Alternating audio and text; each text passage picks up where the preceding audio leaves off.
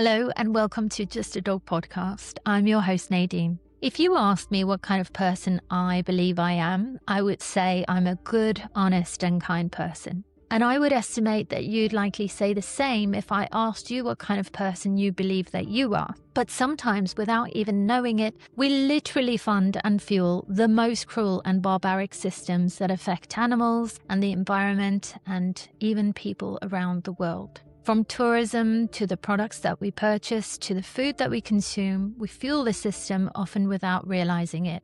I recently recorded an episode with Abigail Forsyth. Abigail is the campaign manager for PETA Asia, working to end animal exploitation by leading campaigns to protect animals and inspire compassionate action. Abigail mentioned that almost every system that uses animals is designed so that we don't see what's actually happening. The packaging is clean, the marketing is clever, and everything looks fine. And because it looks fine, we don't ask questions. And because we don't ask questions, nothing changes. In this episode, we talked about the dog meat trade and what's behind the ban in South Korea. We talked about what's really going on in shelters and puppy mills. And we also talked about the dog leather industry, something that I had no idea even existed. We talked about how things that used to be completely normal, like riding elephants or going to the circus or even greyhound racing, are now things that people would be embarrassed to admit that they did.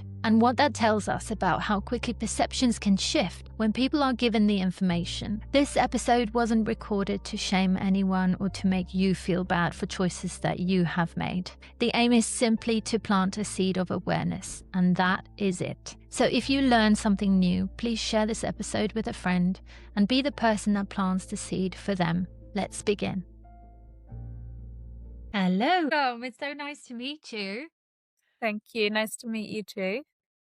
Where are you dialing in from at the moment? So I'm currently in Thailand. I came here 12 years ago as a teacher and worked in a British international school for like 8 years. And then I've been working for PETA for the last 4 years. Wow, that's quite the transition. So going from a teacher to working for PETA, what was the catalyst for you? I think I had been teaching at that point for 10 years. And although the two jobs seem completely different and unrelated, I think there are kind of some similarities of having compassion for children are vulnerable, animals are vulnerable. They both need our protection and looking after. I love working with children, but I also love working with animals. Yeah, so I think some of the skills maybe overlap a little bit. And, they're both just, jobs where you really just need to show compassion on a daily basis. I believe teaching is very meaningful. And working in animal protection to me is just as meaningful. So I was based in Thailand at the time and just started volunteering for PETA Asia during my spare time from teaching. I was vegan already, so had always cared about animals from a young age. And then once I'd gone vegan, everything just kind of fell into place in my mind of how animals should be treated and how we should be not even necessarily working to protect them, but just not causing them any harm and suffering. And it's the very least that we can all do. And then eventually took a full-time job and moved away from teaching. And here I am. Yeah. Any regrets? No, I'm very happy in the position that I'm in. And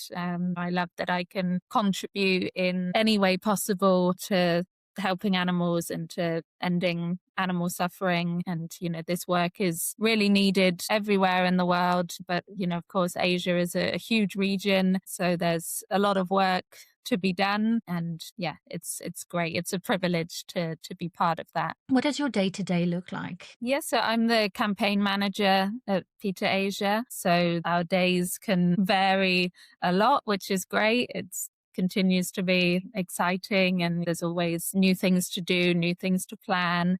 And PETA is committed to establishing and protecting the rights of all animals. So we to encourage companies to enact policies that better protect animals. We work to persuade governments to improve legislation to reduce suffering. And we also work with celebrities or influencers, and we try and get the message to the most people as possible.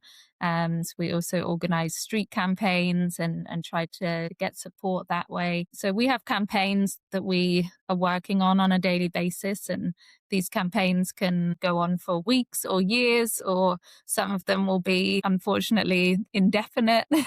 But then we also have things that crop up, reports of abuse that we would then deal with immediately, things that are happening in the news or something new issue that is affecting animals. For example, just last week in Thailand, a huge number, it was over 70 tigers died at a facility in northern Thailand. So that's something that we didn't plan for the previous day, but suddenly comes up, that we would then try to insert our opinion in that story and help the public to understand the consequences of their actions when it comes to animals, and the things they choose to spend their money on, or the places they choose to visit, especially when they're on holiday, and how that can affect animals' lives. Yeah, absolutely. I was just thinking last night, actually, knowing that I was going to speak to you and that you were calling in from Asia, I was thinking about my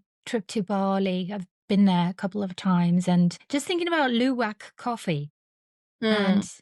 and and remembering going to try the coffee and seeing the luwak in the cage and feeling a bit uncomfortable with that. And people kept reassuring us it's not from, it's all ethical. But when you're like, when someone tells you something, but what you see is contradicting that, Yeah. how do you think, or why do you think, I guess,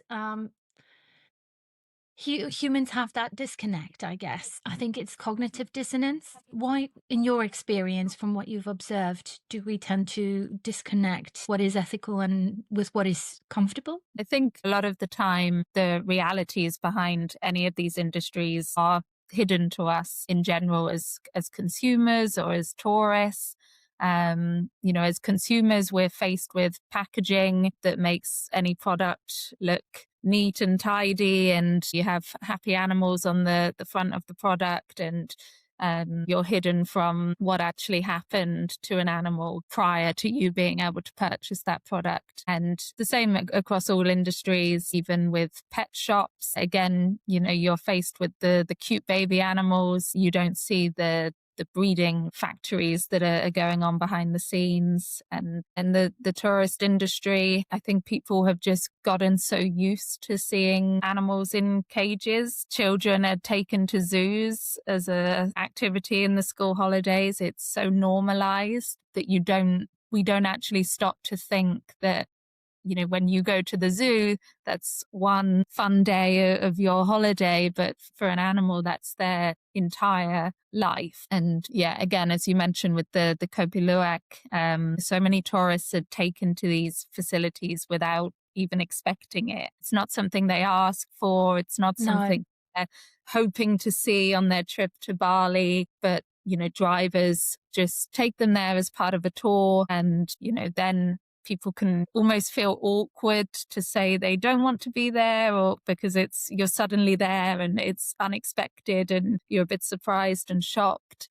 And yeah, then, people will always just tell us what they think we want to hear, and we would often believe it just to protect ourselves. I think, we don't want to ever think of ourselves as contributing to animal abuse and animal suffering. So we try to take ourselves out of the equation, put the blame elsewhere, or tell ourselves that it's not what we can clearly see it is. So yeah, I think a lot of that is self-preservation. People don't want to admit to doing something wrong. They don't want to change what they're doing, and also clever marketing tactics to hide the truth and the reality of a lot of industries around the world where animals are suffering. Yeah. The thing that I struggle with is that obviously a lot of us, like, we don't know everything about everything. And so I guess awareness is really important in understanding the many ways in which human decisions affect or exploit animals, whether it's upstream, downstream, 50 touch points away.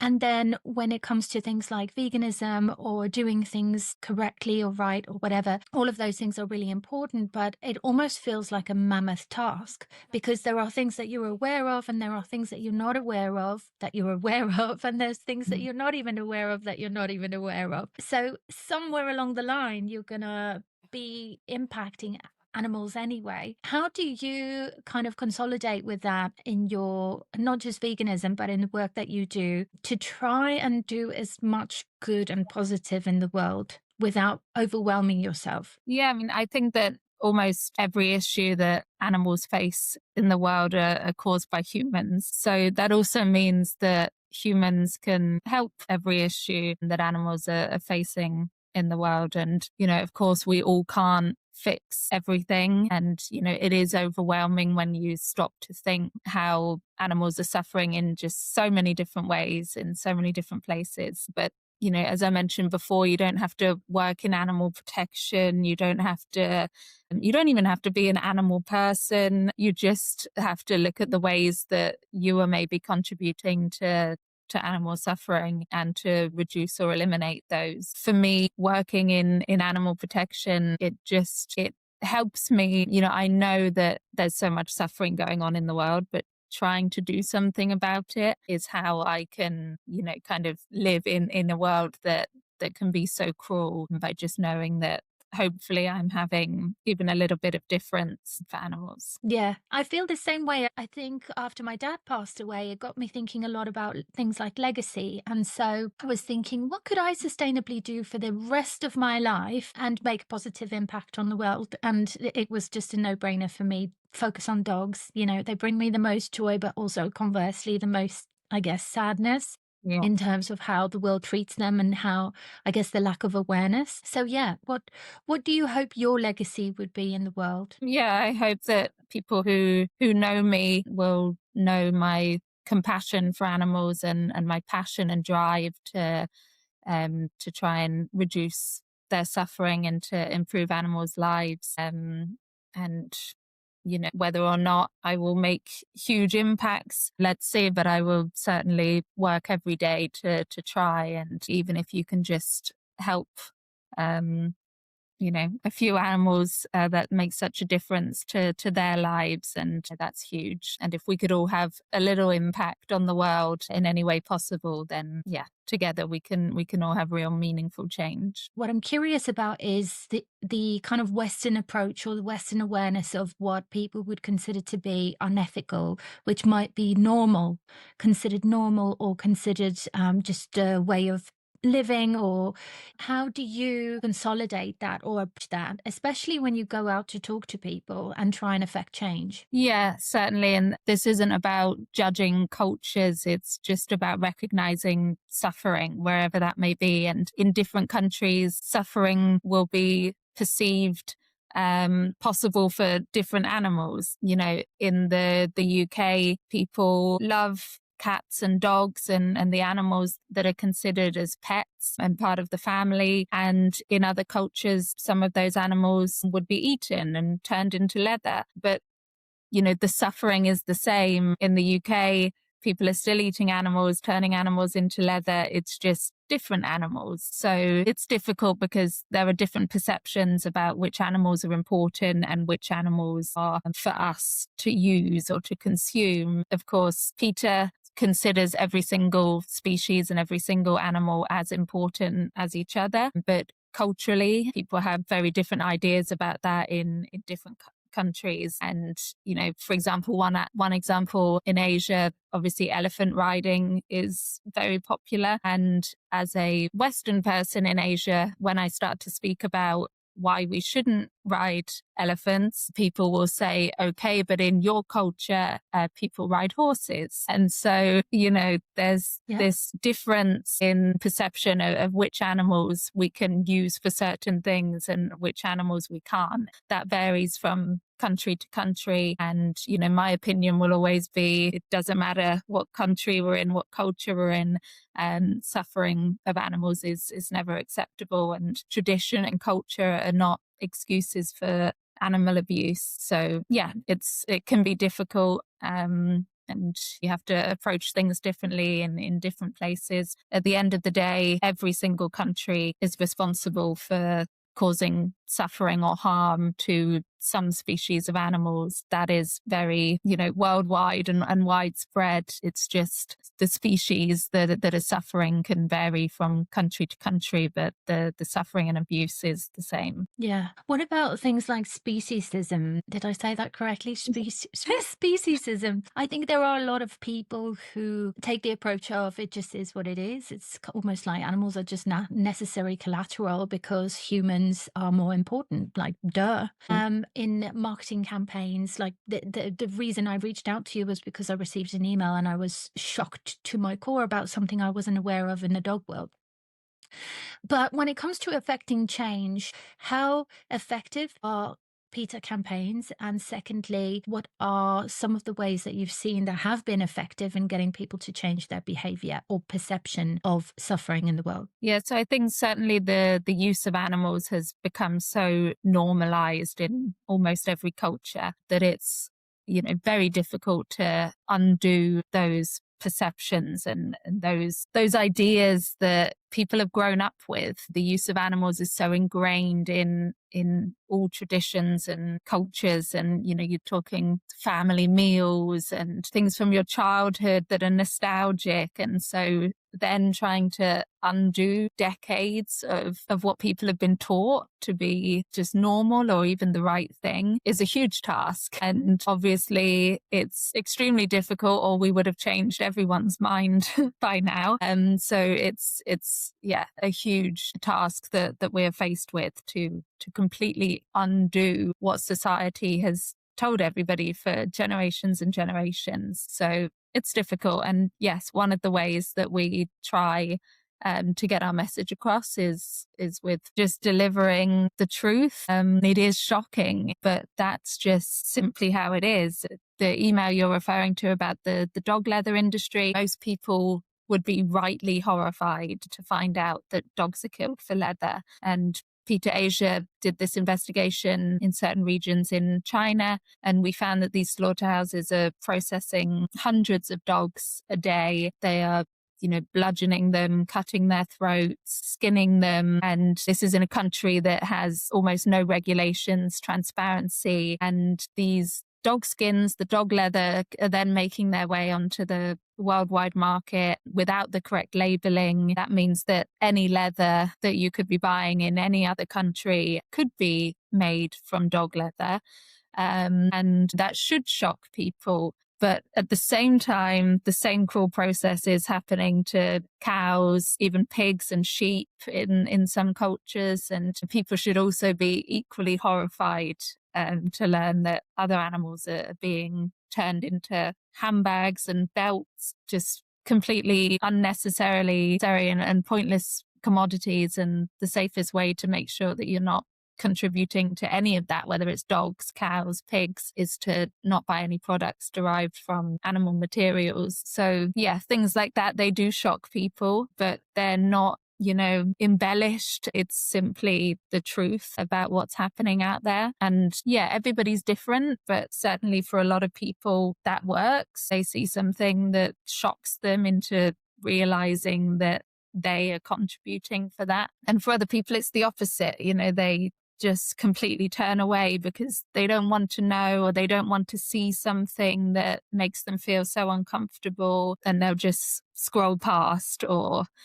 because that's where we're seeing most things now, is online, it's on our phones, it's on social media. So it's great that this information now is getting to people, but it's also so easy to just scroll by and carry on doing what you're doing, because it's such a hard reality to face. And so yeah, we have different approaches because people react differently to different materials. So not everything we share is shocking or gruesome, but some of it is. And we try to show the same thing in many different ways, basically, so that it can appeal to different types of people. And yeah, I think eventually people just see something that does make them think.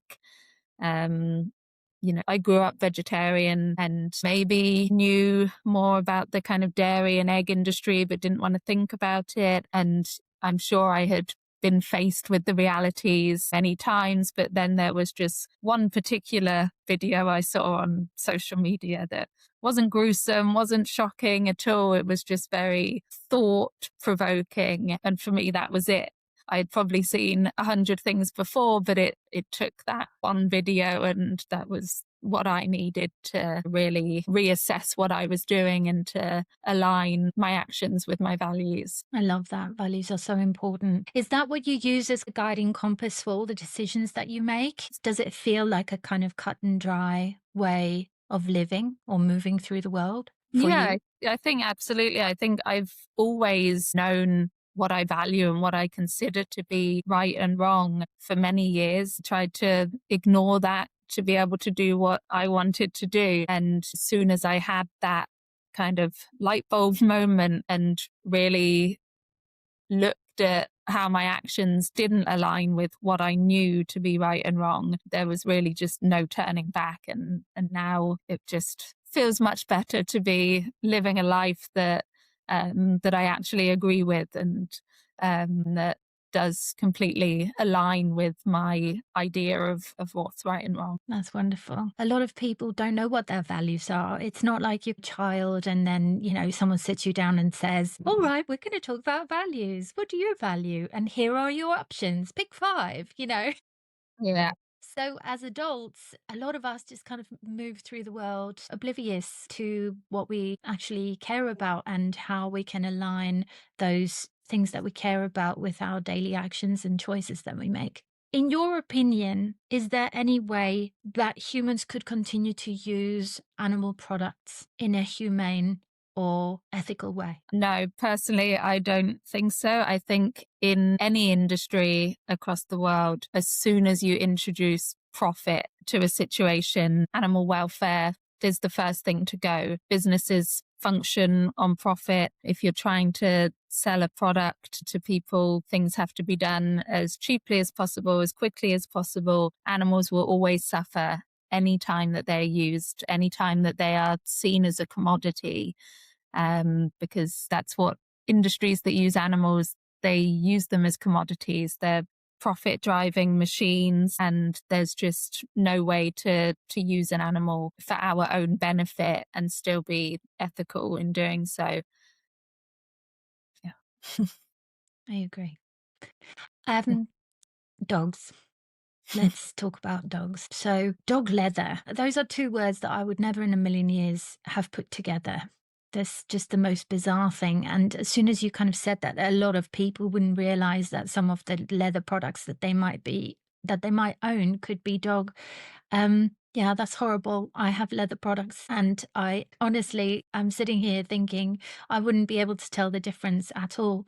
And I shouldn't even be asking the question, is it okay? Oh, it's cow, so that's fine. You know what I mean? It's Yeah. such a mind, Yeah. yeah, there's just a conundrum trying to unpick and unravel all of these different things that I potentially have grown up to think are okay. I'm originally from South Africa. Meat, Yeah. animal products are everywhere from our forefathers and the way that people survived on the land. Like, it is just so innate and so part of being, I guess, a human to consume animal products. But then having that cognitive dissonance, you've got another animal in your home and you treat them almost like a child.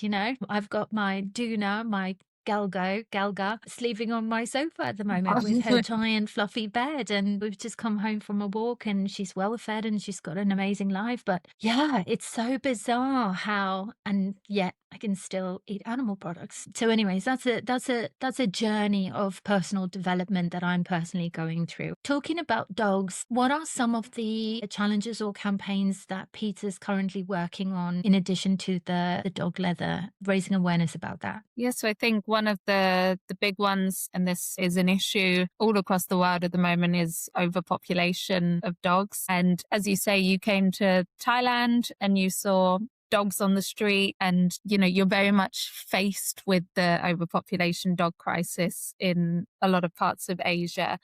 But that also doesn't mean that it's not happening elsewhere. The UK, I think, has over 100,000 dogs in shelters. So these animals aren't on the streets, they're behind closed doors, but they're still suffering because they shouldn't be spending their lives in cages in shelters. We've bred those dogs into existence and then just abandoned them. And many of them will spend their whole lives in shelters because there simply aren't enough homes for them. And that's because we are continually breeding dogs. Dogs are treated as breeding machines in puppy mills around the world. They are denied comfort and veterinary care. The dogs who are used for breeding spend their whole lives in these facilities, just churning out litter after litter.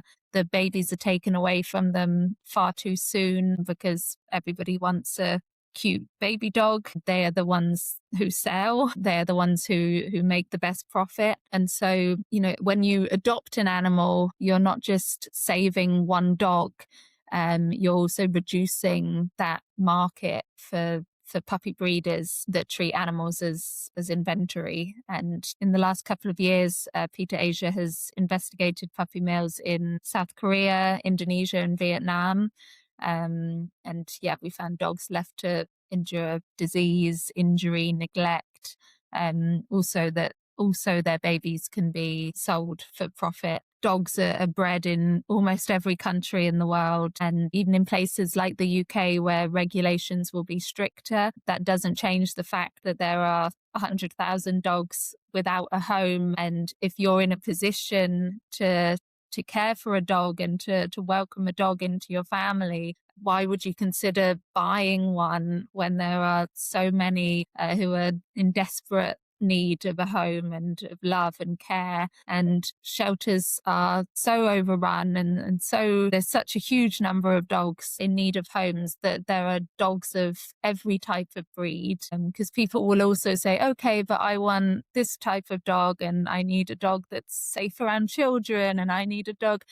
The good news is the shelters have every single type of dog, every temperament, every size. There's really no excuse to be paying for more and more dogs to be churned out, many of who then are abandoned either onto the streets or into shelters. So another big thing is spay and neuter, and that's one of the most compassionate choices that a guardian can make, because this really prevents suffering before it happens.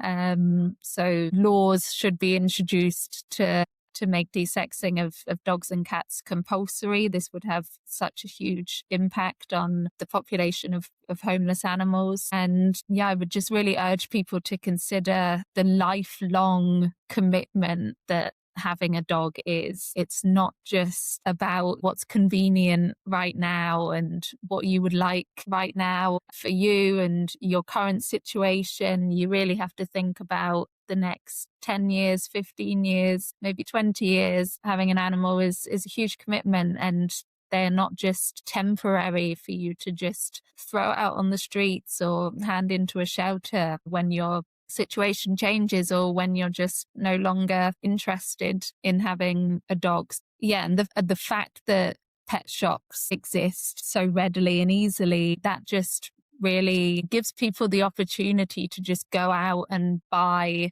a dog on a whim, just something that you've just suddenly thought about. Oh, wouldn't it be really cute to get a puppy? And 10 minutes later you can literally go out and get one without really thinking about the time commitment, the cost. Anybody that has a dog will know that veterinary costs can pile up. These things really need to be considered in advance. And if you do have the means to take a dog into your home, the financial means, the space, the time, then we would ask everybody to consider adopting one from a reputable shelter, because there are many just waiting to be loved. Absolutely. Last week, Tuesday, went to the State of UK Rescue gathering at the Houses of Parliament in London, where a lot of people from rescues or shelters around the country come together. And give a briefing or a snapshot of what the situation is looking like. It's not looking good at the moment at all. There's definitely not a balancing, and very healthy dogs are being killed because there's no space. It's just really, really dire. Meanwhile, 80% of the world's dogs are wild dogs. It just seems that like Asia has more wild dogs than here, but actually ours are just behind cages. Yeah, exactly. Crazy. You're confronted with it much more here because they're living on the streets, and in other societies like the UK, if an animal is found on the street, then they're promptly taken to a shelter. But that doesn't mean that they're going to have a better life necessarily. They could spend years and years in a cage at the shelter waiting to be adopted. And meanwhile, people are going out and buying dogs instead. And yeah, I think if you do adopt from a reputable shelter, you know that they would have had their vaccines, they've been desexed. You'll have information on their behavioral needs. And when things are done correctly, you can actually have far more of a better picture of the dog that you're bringing into your home than just, buying a little puppy that's probably been taken away from their mum far too early and will have all sorts of behavioral issues because of the beginning that they've had to their life. So I think, these things are a lot of the time excuses that people tell themselves because they, at the end of the day, they want a little baby dog, that they want this type of dog. So, you hear all these excuses of, oh, I need a dog that's, for allergies or for being suitable around children. And again, these are just excuses because there is every type of dog just ready to be adopted. Absolutely. Absolutely. I have a friend who works in rescue and, she sends me pictures of some of the kind of dogs that come in. There are so many puppies, so Yeah. many puppies. Just this weekend, she sent me a video clip of a dog. It's completely emaciated adult dog who was pregnant and had Mm. her puppies in the shelter. Yeah, and it's just all sorts of breeds, Yeah. all sorts of ages. Like you can literally go into any shelter at this moment in time and literally pick from just about whatever you can find from a breeder's directly. So it makes no sense that anyone would go out and buy dogs in this Yeah. day and age. It really, really doesn't. It really fuels a very, very dark system that is just horrendously cruel. What other challenges are dogs facing? If you look through a dog centered lens, what else is going on in the world? Something that would surprise a lot of people is that dogs are still being used in laboratories around the world for animal testing. And this is very hidden from public view. It's not something that anybody is ever confronted with or gets to witness or experience. But that doesn't make the suffering any less real. In the UK, thousands of dogs are still bred every year for animal testing. And Yeah. modern non-animal methods are increasingly available, and companies, governments, everybody should be doing everything they can to be completely moving away from any and all animal testing. And while these breeding facilities for the laboratory medical pharma industries are still existing, money is being spent in continuing this industry when money could be spent in looking into new methods which already exist. We should really be completely moving away from the testing of any animals. But I think people are surprised to know that dogs are still used. I think when people think of animals in laboratory, they're thinking of rats and Rats. mice. And yet these are the animals that are more commonly used. And that means that these species are suffering more. They're using hundreds of thousands, maybe millions of those animals. And dogs are used on a smaller scale, but we're still seeing, in reality, it's still huge numbers, Mm. thousands of dogs in the Well, one UK. is too many. Yeah, Yeah, exactly. one is too many. And they're beagles at the end of the day. I mean, it doesn't Yeah, matter what breed they are, but like the most docile, yeah, conforming, gentle dogs are just being bred, and completely yeah. agree with you. Completely And they're agree. It's awful. subjected to such invasive tests and involving toxic chemicals and, or smoke inhalation and, they're just kept confined in cages and then dragged out for these awful tests and experiments and painful procedures until they're ultimately killed or die in any of these tests. Yeah. It's tragic that animals are still being used in those ways, especially when other methods now are so widely available. And, a lot of these tests on animals are completely pointless and they don't even give meaningful data because they are testing on animals and we are humans. And a lot of these things cannot be translated from one species to another. Even in some countries, new products come out and they have to be tested again, even though they're still using, the same materials that other products have been using for decades. These tests have already been administered, and yet it's just a hoop that companies have to jump through to be signed off as safe, when it's just completely unnecessary now. And government should be looking at how we can just completely end all animal testing. It's just simply not needed. And there are many other methods available, non-animal methods, that will actually give accurate results that can be used for humans. A lot of products now on the back will have the symbol, the leaping bunny, or they might be PETA approved or Vegan Society approved. In the UK, it's very easy to find which products have not been tested on animals. In Asia, it can be very difficult because in some countries, animal testing is required, even for some European or British brands. If they then sell their product to China, for example, they will then still have to test their product on animals. So then the company is suddenly not as ethical as it is in one country as it is in another. So PETA approved brands that do not sell to any countries where animal testing is compulsory. So only companies that don't participate in animal testing whatsoever at any point in their line. Wow, I didn't even think about that. Yeah. Yeah. Yeah, it's a minefield of, you find a company that doesn't test on animals for the products they sell in the country you're in, but then you find out maybe they do elsewhere. But more and more companies now are ending tests on animals, and consumers are demanding better. They're demanding change, and that makes a huge impact on these industries that rely on customers and rely on customers buying their product. So as consumers, as tourists, we can really have an impact by choosing what we spend our money on, what companies we choose to support. And when people demand change, people listen. Companies listen, governments listen. We just need enough people to speak up about things. But as consumers, we hold the power. And when we stop buying things that harm animals or visiting places that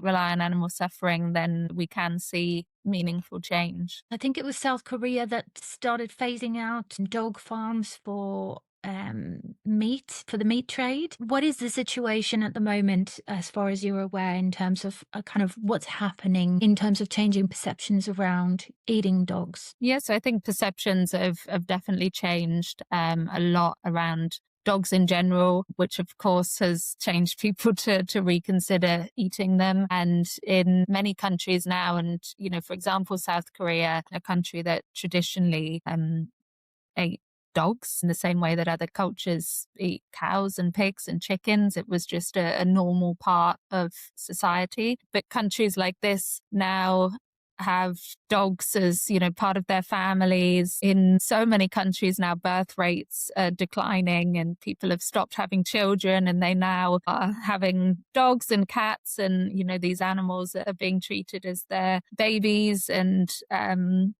we're seeing such a growth in that kind of pet industry in Asia, which of course has then led people to reconsider the animals that they're eating, because it's, culturally, people usually don't have the animals they eat in the home as part of their family. So those two concepts definitely have led to positive change in countries like South Korea. They've recently taken meaningful steps to shut down farms and to enact this ban that will come into place where the killing and consumption of dogs for food will be illegal. So that's huge progress. Of course, dogs killed for meat endure unimaginable suffering. Slaughterhouses and the farms, they face brutal deaths and turned into somebody's meal. So it's great to see that progress happening. It's great to see people considering dogs as the living, feeling individuals that they are. I hope that will continue to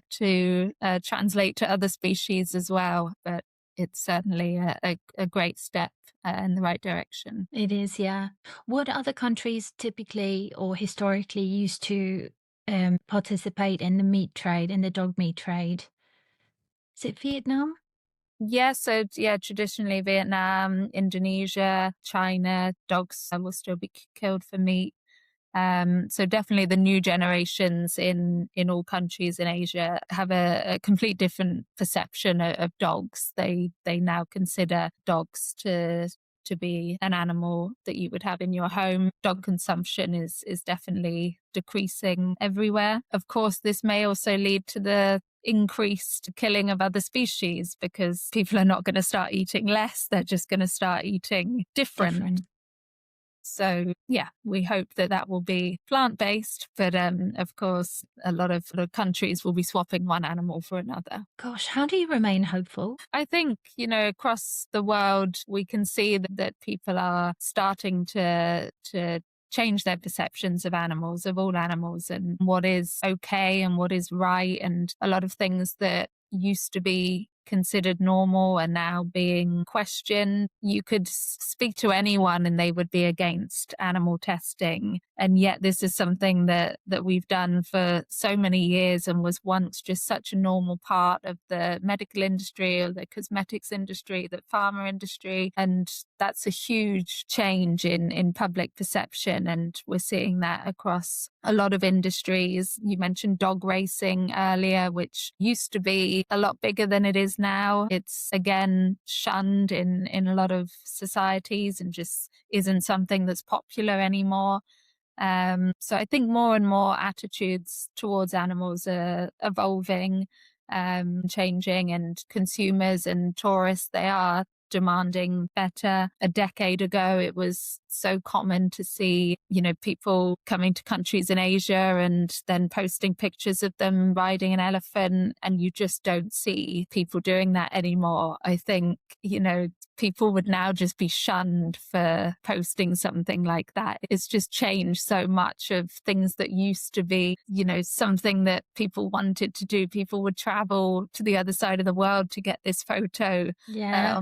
An elephant Camel or riding. a tiger. Yeah. And now I think a lot of people would be embarrassed to say they did that 10 years ago because public perception has changed so much in so many areas. Things like circuses, would have been completely normal, maybe in the UK for my parents' generation or grandparents to go and see these wild animals being used in circuses. And now that would be completely in places like the UK. So things are definitely changing, and that gives me hope that things will continue to change and that other industries will also continue to change. Fingers and toes crossed. So what are some campaigns that you know of that PETA have succeeded in? Yes, we certainly have, victories often in different campaigns. Just a few weeks ago, maybe longer, or last month or the month before, we celebrated Indonesia putting a complete ban on elephant rides across the entire country, which is huge and, something that, maybe we couldn't have imagined happening a few years ago. So again, that just really shows that when people demand change, that governments and companies do listen. And you mentioned camel riding just now. So in Egypt, we have a campaign against the use of horses and camels at the pyramids, where they're treated terribly. They are forced to work all day long in the unbearable heat. They are whipped forced to just continue when they can no longer walk, when they're so exhausted. And yeah, we've managed to persuade dozens of companies across the world to remove camel and horse rides from their Egyptian pyramids itineraries. So we certainly see a lot of changes within companies and governments when people demand action and when people no longer want to pay for these activities. That really drives real change. And so yeah, we continue to see victories across all our campaigns, but yeah, a lot of campaigns will be something that we work on for years and years, but every company that pulls their support of something makes a huge difference and has a big knock-on effect also for other companies. So ultimately, what is the kind of tipping point for that change to happen? So it starts with awareness and then volume, so getting the masses interested in advocating for change, and then going to government and getting government to introduce new laws or regulations, and then change happens. Is that the trajectory? Yeah, so certainly first we would need to expose whatever cruelty is happening. So, for example, a couple of years ago, PETA Asia investigated duck farms in Vietnam where they kill the ducks for their feathers, which are then used in down products. So we investigated this cruelty and exposed this cruelty, and then we went to H&M, who were one of the companies that buy the feathers for their down products from these slaughterhouses in Vietnam. And we showed them where their products are coming from, and we showed their customers where their products are coming from. Customers demand change, and companies have to listen when they're faced with the truth of what they're doing. And when their customers are told the truth of what they're doing, then companies pay attention because, again, they run because consumers fund them. So they need consumers on their side. And yeah, when enough people speak up, then that's when change happens. I love that. So, considering all of the different campaigns that PETA works on, not just dog related, but a whole host of other issues around the world, and all of the things that you're exposed to perhaps on a daily basis, the gruesome realities, how do you personally keep your edges soft? Interesting question. I'm not sure. I think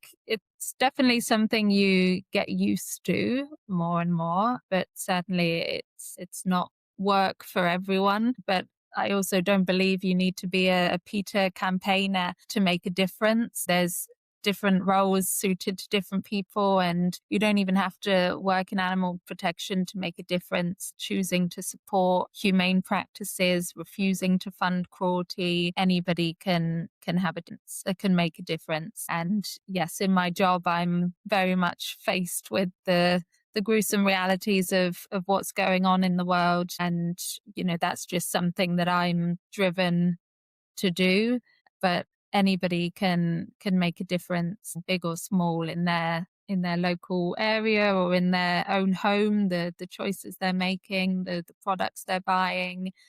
And yeah, for me personally, I continue to also work hands-on with animals myself, so that I'm not just faced with these kind of huge global tasks that are, so mammoth that they, can feel very overwhelming. But I also rescue rodents specifically. So each individual animal that I rescue and save and rehabilitate and rewild is such a huge success, that it doesn't have to be huge global change. It doesn't have to be changing governments' minds and corporate minds. We can all have our own little differences in the world. Yeah, I think that's what kind of keeps me more positive, is also by doing the kind of small work that I do in my spare time, and that I can see the kind of measurable difference, the impact that I'm having on a daily basis. So that keeps you going. What helps regulate your nervous system? Probably my cat. Am I allowed to say that I'm a cat person on a dog You podcast? absolutely are. You're an animal person, so you're welcome. But yeah, I have a rescue cat who lives with me, and I think sometimes when I'm faced at work with some very awful things, then just being able to come home to my own space and my own little rescue, makes things feel more manageable. That's amazing. They have the most incredible power to just kind of calm us down, right? My dog sleeps on my bed with me. Yeah, yesterday she jumped on my bed and she was just moaning and she couldn't get close enough to me. And I just thought, oh Yeah. my God, this is literally has been my dream for my entire life. And they just bring us so much joy. Who could be stressed with a dog or even a cat around, right? Anyway, I am so grateful for your time, Abby. Thank you so much for joining me today. And thank you for everything that you do for animals and also for humans. Thank you so much. Thank you. Thanks, Abby. Bye. Bye.